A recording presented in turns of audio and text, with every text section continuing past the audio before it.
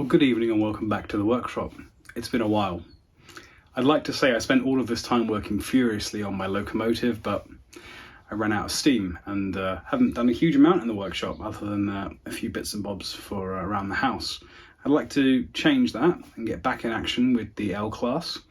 So I thought I'd do a quick update video to describe where we did get to and what's coming up next.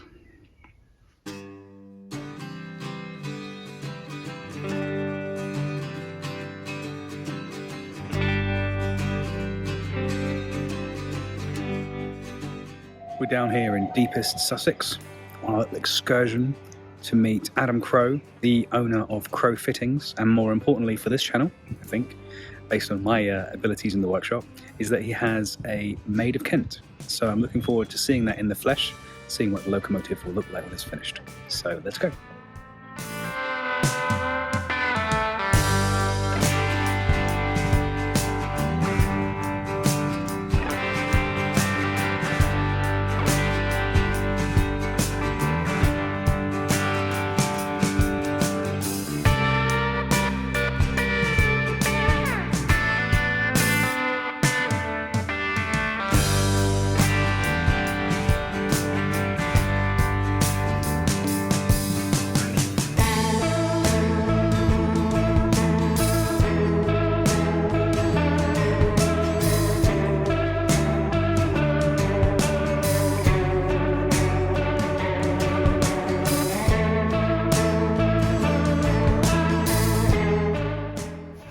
One of the biggest things that I've done is de-rust all of the castings and the parts of the locomotive which were machined already but had suffered the depredations of weather.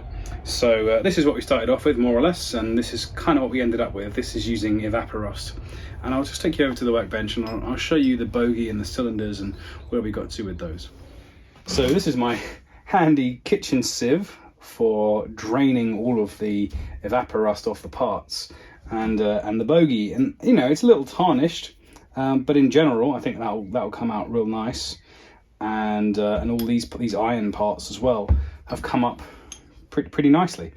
Did a bit of an inadvisable thing here. I used WD-40 on them to try and preserve them, and of course didn't really think that that's going to get into all the nooks and crannies through capillary action and then come out all over when I try and paint these. And what I should have really done is just dusted them over with some primer, which is actually my next job. But now I've put WD-40 on these, I think I'm going to have to wash them down with isopropyl alcohol and try and get all of the WD-40 off.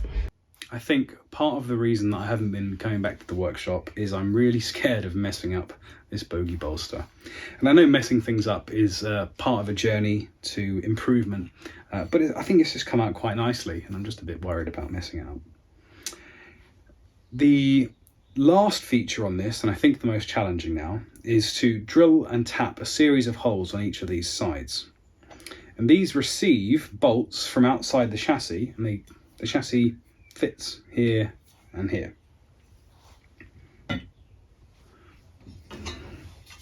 If you remember, this is the side of the frame, and these holes down here are the holes that will need to be passed through onto that casting.